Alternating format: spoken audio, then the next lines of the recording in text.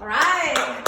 Good morning, ladies and gentlemen. It is Monday, April 13th. I hope everyone had a blessed Easter yesterday with your family. I know it was probably the most different Easter you've ever had, seeing how life under quarantine is a little bit differently, but I hope that it didn't take away too much from what the day was about and you spending time with your family. So I hope everything went okay. All right, ladies and gentlemen, this week, this PowerPoint is going to cover the entire week. We are going to do our last ever project for this class to wrap up the unit. Next week we'll test and we'll get into our last and final unit ever. For the semester, we got 5 weeks left. 5, one hand now. That's it. So stay strong, stay focused, and do the things we need to do. All right, let's go and move on today. So ladies and gentlemen, the question of the day. I don't know if some of you might know some of these albums right here. This is Def Leppard, Hysteria, Metallica, The Black Album, U2, Joshua Tree. So obviously today's question of the day has to do with music. Here we go. Question is, what is your favorite album? Do you have one? For me, I have several, but these are definitely highlighted for me. Def Leppard, Hysteria, Metallica, Black Album, and U2, Joshua Tree. So again, there's so many more artists and albums out there that I truly are like, yeah, that's awesome too. But these three popped into my head. High school days, lots of good times. So these three are definitely on my list. There are more, but these are the three I chose. What's your favorite album? So think about it. You may be like me, have several, or maybe just be one. You're like, that's it for me. That'll be it for life. So whatever it is, I hope you get to enjoy it. And now and then, man, make sure you put that album on. Listen to it all the way through and enjoy yourself. All right, let's see what our plan is for today. Okay, reminder, always doing YouTube videos the very last day of school. So there you go. All right, ladies and gentlemen, today I'd like to offer intentions for our Yuma Catholic community, for you, for your family, for your pets as well, for Ryan Lee, for Nicole at Gila Ridge,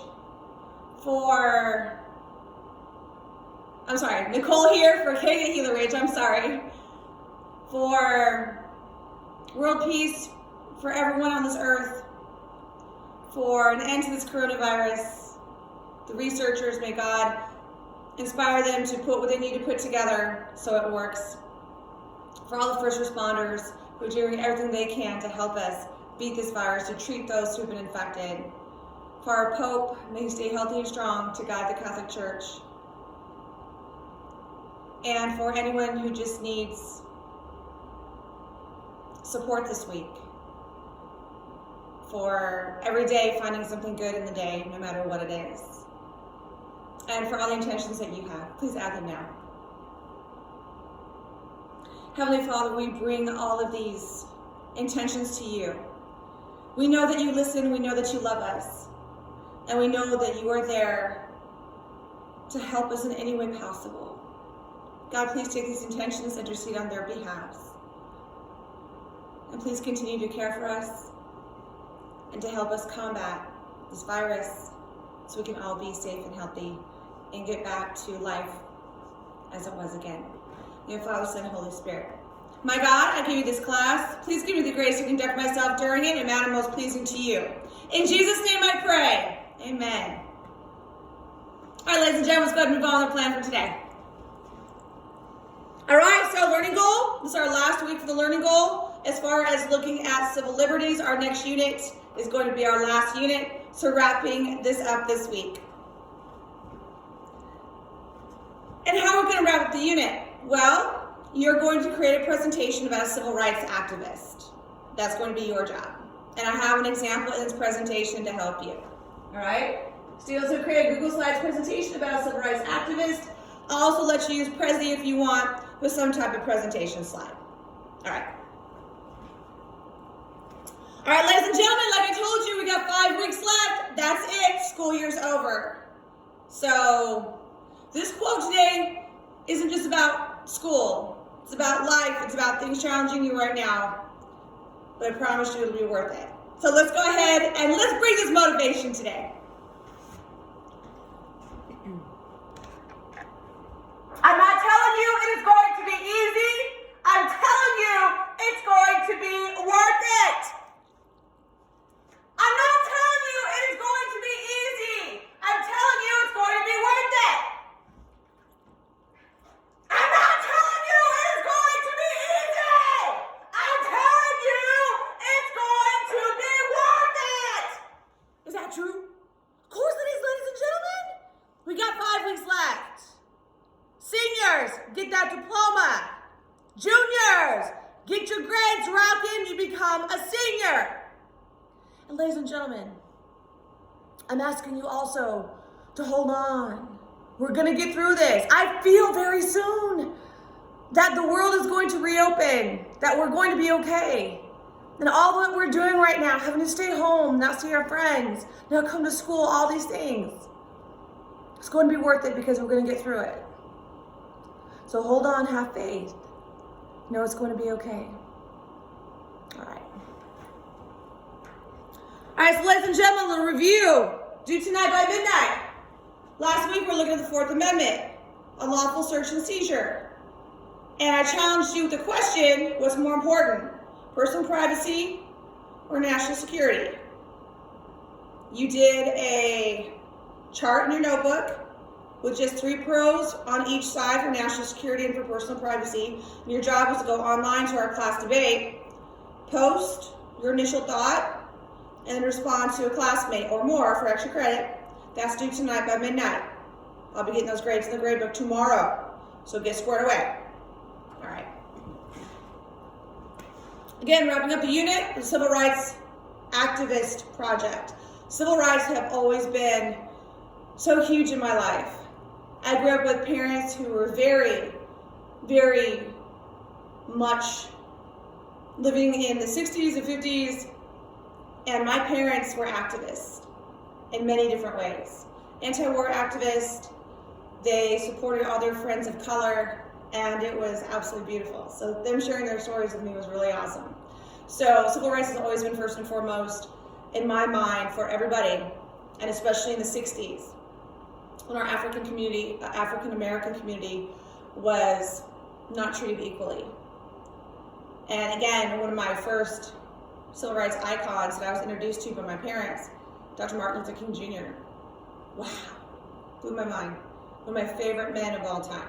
So let's get into, we're talking about the Civil Rights Project so you can have maximum success and find out more, because you get to choose your activist and find out more about them. All right, so this is what you're going to do. The assignment's on Google Classroom. In my PowerPoint, review slides 12 through 22. There's 10 slides about the Civil Rights Activist presentation. That way you kind of see what it's supposed to look like. Go to Google Classroom, review the Civil Rights Presentation Project, instructions, and rubric. Follow the rubric. That's how you're going to be graded. The instructions kind of give a breakdown of what it's supposed to look like. The rubric is more specific. Very easy, very straightforward. All right? It's due next Monday, April 20th by midnight. You'll turn it into Google Classroom. All right, let's take a look and see what it looks like. Your title slide. Right here, your title slide. You have a picture. These are 3 activists that I chose. There's a reason why. All 3, unfortunately, were found murdered in Mississippi, 1964.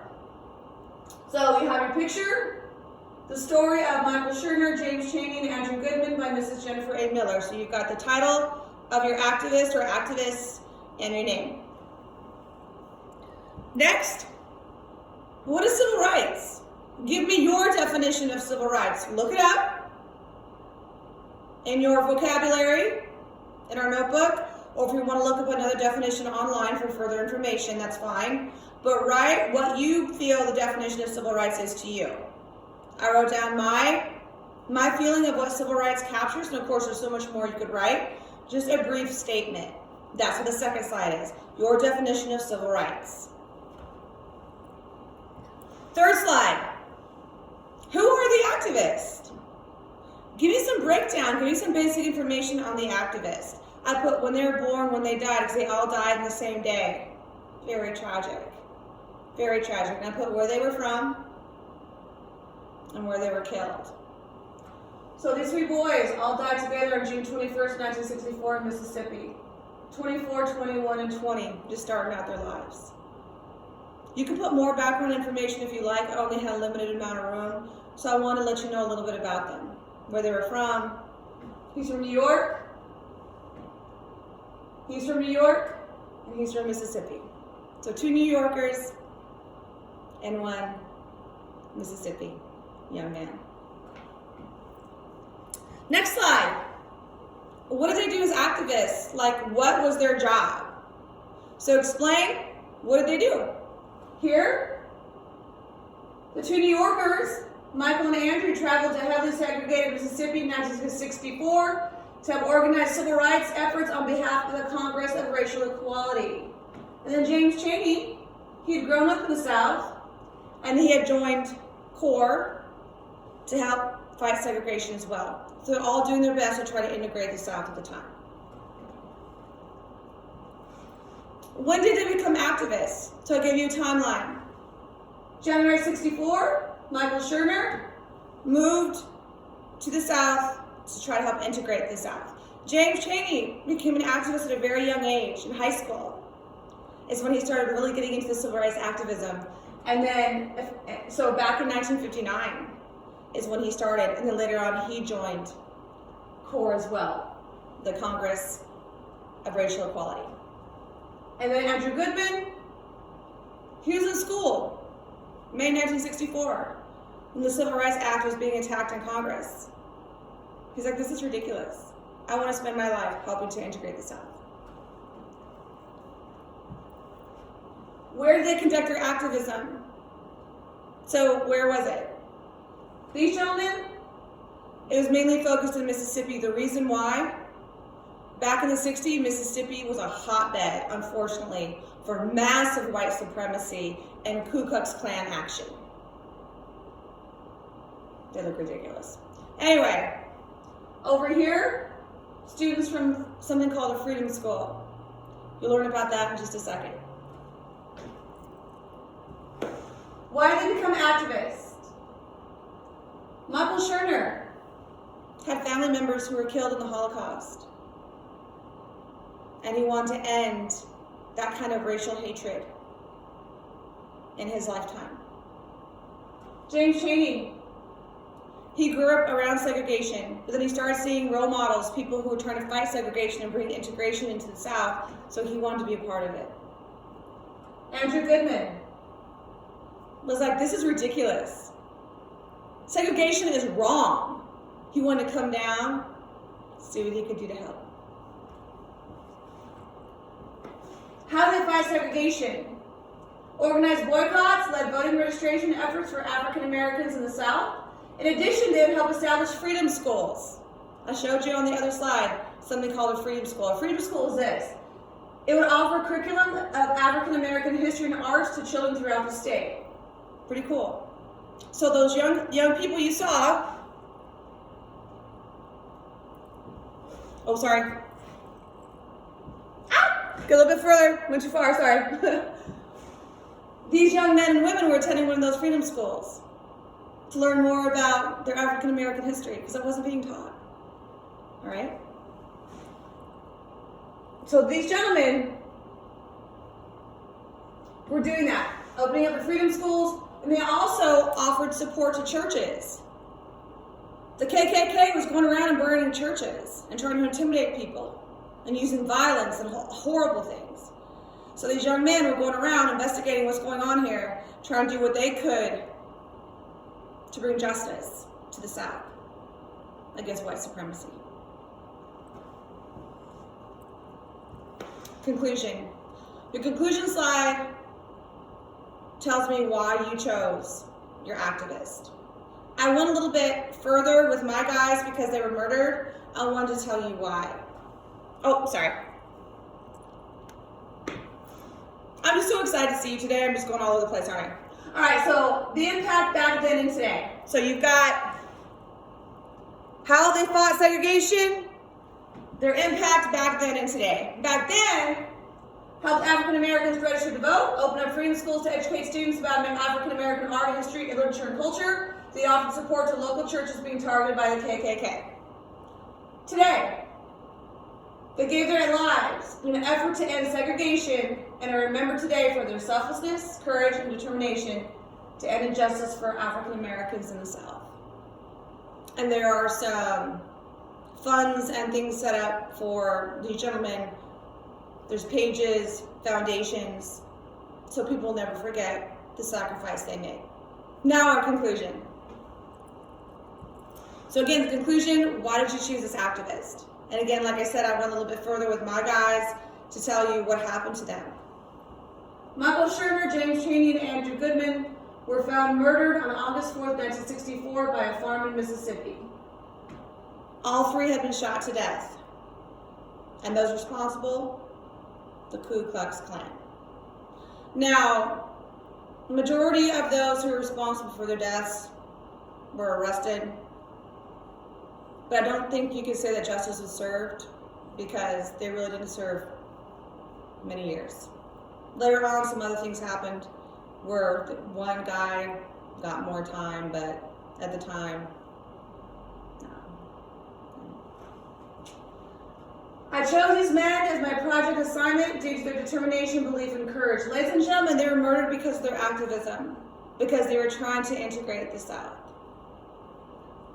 They're not going to just stand aside and do nothing about the segregated South. They believed in the power of action in order to reach those who needed to hear the message of freedom from oppression. And they believed in it so much that they gave their lives for it.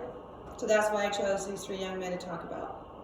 There's a movie out there based on their lives called Mississippi Burning. It's very hard to watch because there's a lot of racially charged words being spoken. It's very hard to watch. But there was a movie made about their lives. So, I can't imagine. It was a horrible time. I actually talked to my mom about it. My mom was around in 1964 in Tennessee. And I asked her, do you remember this? She said, yeah. I said, what was the climate? What did you guys think about it? What did you and my dad think about it? She said they were so disgusted about what happened. It was so wrong about what happened. My parents had friends of color from all walks of life in the 60s. That's how my parents were. And it was horrible to know that because of someone's race, things like that happened. Or because somebody was trying to stop segregation, things like that happened. So my mom is a walking history book, so that was pretty cool that I got to talk to her about it. And I also thanked her so much for showing me civil rights at such a young age. So I'm very proud of that. All right, so ladies and gentlemen, Google Classroom, that's where your presentation is. As always, you got questions, get a hold of me. All right, ladies and gentlemen, as you know, I'm going to end every day with this. Stay strong, stay positive, and never give up. You got 5 weeks left. You got 5 weeks. So stay strong for you, for your family, for your friends, for the world. Stay positive. Find something in every day that's good. At least one thing. And never give up. 5 weeks. 5 weeks. We got this. I'm always here for you. Anything you need. I love you. I miss you. I care about you and your family. Stay strong, stay positive, and don't ever give up. See you back here tomorrow. Take care.